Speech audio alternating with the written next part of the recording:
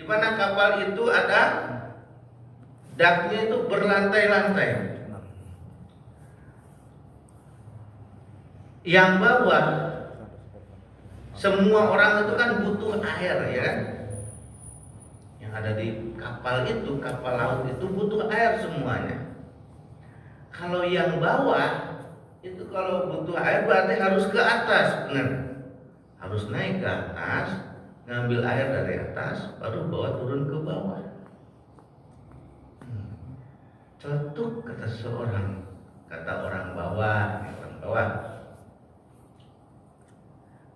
ini banget ya, kita risih banget kalau harus naik turun buat ngambil air, udah harus punten-punten orang atas lagi, udah capek juga. Kita bikin lubang aja dikit aja, jadi ntar kita ngambil airnya di bawah aja, gitu. Idenya cemerlang ya, nggak capek, praktis. Kata Rasulullah, ini ide ini kalau dibiarkan, kira-kira yang tenggelamnya orang bawah doang apa semuanya? Ya karam kapalnya semua ya. Kalau kapalnya semua karam ya orang atas pun semuanya akan celaka. Walaupun kelihatannya bagus, idenya luar biasa, jangan dibiarkan. Karena kalau dibiarkan semuanya akan celaka. Kejadian sekarang itu gitu. Cara untuk agar yang mungkar itu jadi bagus, itu disebutin terus, dicocokin terus, pakai media, pakai orang lagi, segala macam disebutin. Akhirnya kita itu udah terbiasa dengernya, biasa aja itu mah. Padahal munkar, karena yang nahi anil munkarnya tidak ada. Makanya jangan dibiarkan, lihat kemungkaran, kita harus larang, jangan dibiarkan, bahaya nanti. Awalnya kan kita mengingkari, dulu juga Bani Israil itu begitu. Dulu Bani Israil, orang Israel itu kenapa sampai dilaknat oleh Allah Subhanahu wa taala. Bahkan ada yang dikutuk jadi babi kan. Ada yang dikutuk jadi monyet. Saya lihat bukan monyet. Jadi monyet dikutuk oleh Allah Subhanahu wa taala. Itu awalnya itu melihat kemungkaran, diingetin lama-lama yang amr bil ma'ruf dan nahi anil munkar itu merasa bosan, akhirnya diantepin. Udah diantepin apa jadinya? Ya udah biarin aja, biasa aja. Ya akhirnya terjadilah bencana. Itu penting. Jadi kita lihat kemungkaran, bahkan ajarin ke anak itu, contoh lah. Ini yang kita juga suka bingung antara ditulisan kan di sekolah ya kan, guru itu ngajarin jangan buang sampah kemana? Ke kali, ya kan? Tapi juga gurunya ngajarin juga, kita bersih-bersih anak-anak, kita sapuin, sampahnya kemana? Ke got gitu. Nah, itu karena udah biasa, nggak ada yang ngingetin, nggak ada satgasnya juga, akhirnya kan dilemparan biasa aja. Kayak di Jakarta, yang dekat kali tentunya. Coba lihat misalnya kayak di sini lah, tuh di atas itu suka lewat kan? Kalau suka ada tempat sampah ya. Itu karena yang buang pertama itu nggak ketahuan, nggak ditegur, dan kitanya itu nggak segera mindahin sampah itu, tutup. Akhirnya jadi segunung kan? Coba kalau yang elingnya nih, yang sadar. terpaving. Yang elingnya nih, yang benarnya, udah lihat sampah langsung ambil, pindahin, tutupin. Besok gitu lagi segera tutupin. Gak bakal numpuk. Karena awalnya lung pura-pura tuh sambil itu kan awalnya lung. Awalnya mah cuma kecil-kecil aja, paling sisa bekas jajan, bekas aqua, lama-lama ini. Boleh juga ya buang sampah di situ. Ada saya bergede buang sampah di situ. Lumayan daripada bayar 15.000. Ya Allah loh. Saya waktu ngontrak gitu. Dulu di Jakarta kan dulu ngontrak pinggir kali. Abi Yasir, Mama Ina, ngapain bayar tukang sampah? Lempar aja ke kali. Emang sampah kita banyak. Kamu enak banget ngomongin. Sayang 15.000. Lah haula 15.000 saya pikirin. Pas kita yang banjir berpuluh-puluh ribu. Jamaah yang dirahmati Allah Subhanahu wa taala. Nah, amru bil ma'ruf wan nahyi 'anil munkar itu ada adabnya. Nah, ada adabnya. Bagaimana caranya? Nah, ini yang pertama. Tenang sampai jam 6 Pak Dadang. Udah jam 6 masih pantesan Pak Dadang udah ngeter. Ya, disebutin cepat, nggak berasa. Yang pertama harus paham dulu, pastikan itu adalah ma'ruf, itu adalah munkar. Harus paham. Termasuk yang ngerjainnya, yang ninggalinnya, yang ma'ruf nih, ninggalin yang ma'ruf, atau yang melakukan yang munkar, yang melakukan ininya. Itu yang pertama.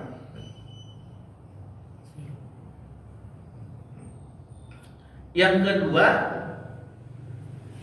jangan mulut doang, harus kita sama-sama kerjakan. Karena nanti kalau mulut doang, lima taquluna malah taf'alun. Kabura maqtan indallahi an taqulu malah taf'alun. Nanti kita malah dapat adab juga dari Allah Subhanahu wa taala. Yang ketiga harus dengan akhlak yang baik. Dengan cara yang ma'ruf, dengan cara yang baik, memerintahkan pada kebaikan dengan cara yang baik, melarang dari yang munkar harus dengan cara yang baik. Kayak kemarin, mohon maaf nih, yang kejadian nendang sesajen. Ya saya juga setuju sesajennya itu syirik, cuman caranya tidak baik. Ngapain diupload? Nggak usah diupload, harusnya tentang aja. Kalau nggak diupload nggak jadi masalah itu. Cuma masalahnya diupload itu.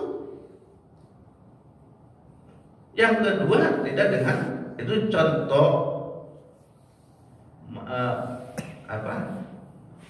nahyi anil munkar atau membuat kemunkaran dengan cara yang tidak ma'ruf. Jadinya jadi ribut. Para ulama juga sepakat itu tuh nggak boleh. Syirik, cuman ya itu caranya. Terus karena tadi di hadisnya man ro'a itu apa? Melihat ya, melihat kemunkaran. Jangan dengan cara ngintip, diperhatikan, diintai, lihat. Kita yang lihat-lihat aja, gak usah. Lah, ini dia berbuat zina.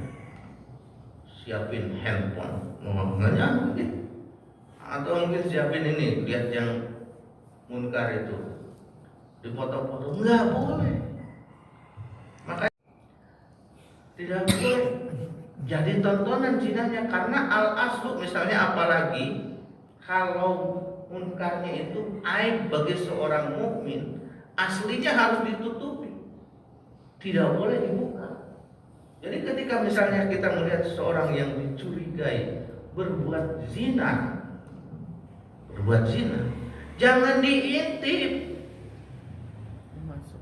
Jadi yang boleh dilaporkan secara ininya, kalau hukum Islam itu, kalau kita melihat zina, saya baru sendiri, datang, nggak boleh juga, nggak boleh. Biar kan saksinya harus 4 ya, saya baru sendiri nih. Aduh gimana nih? Gak boleh. Gak boleh itu kan. biar jadi 4 nih, kita bisa jadi aju nih dia. Gak boleh. Ini yang boleh itu kalau ini ya, kalau benar-benar hukum Islam dilakukan, subhanallah. Jadi orang kan ngejarnya itu biar Islam itu jelek, semudahnya aja bilang hukum Islam itu apa? Orang yang zina dirajam. Enggak semudah itu untuk maju ke pengadilan itu. Jadi mungkin kalau lagi di warung kopi lagi ngobrol, coba celetuk, kemarin saya lihat si A kok berbuat zina ya. Nah baru yang lain, iya saya juga lihat gitu. Nah itu baru ada 4 saksi. Itu pun ya Allah di pengadilan itu, sebagaimana diajarkan oleh Rasulullah SAW, itu harus benar-benar yang masuknya itu benar alatnya masuk. Itu gila banget ya. Ya. Itu mah kayak ente lihat anjing gitu pinggir jalan. Nah, harus kayak gitu lihat. Wah, atau kambing lah mungkin ya. Harus kayak gitu. Baru bisa diajukan. Banyak. Dan juga kita jangan ngupload itu sekarang nyari begitu coba. Itu fasik, dosa besar. Jadi betul-betul kemungkaran itu harus kelihatan. Kalau orang lain nggak tahu, kita nggak usah ngobrol-ngobrol, udah biar. Nah, ternyata orang pada ngomongin, itu ditendang. Jadi yang kelihatan, tidak boleh ngintip-ngintip, nyari-nyari, tidak boleh nyari-nyari kesalahan.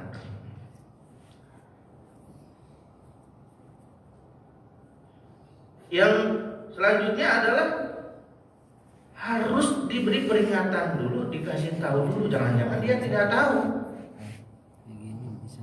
Jangan-jangan dia tidak tahu bahwa itu adalah sebuah dosa. Jangan-jangan dia tidak tahu bahwa itu sebenarnya sebuah kebaikan, makanya ditinggalkan. Gitu, diajarin. Masih banyak ternyata. Nggak usah banyak-banyak. Yang terakhir ini udah selesai. Yang saya tambahkan tidak dituliskan di sini adalah kalau kemungkaran yang harus kita ingkari dan harus kita larang itu adalah yang disepakati oleh para ulama bahwa itu adalah munkar. Itu harus dilarang. Kalau masih ikhtilaf di antara para ulama, yang ini boleh, yang ini tidak boleh, itu tidak bisa dikategorikan kita amru bil ma'ruf wa nahyi anil munkar. Penutup, kasih dongeng dulu.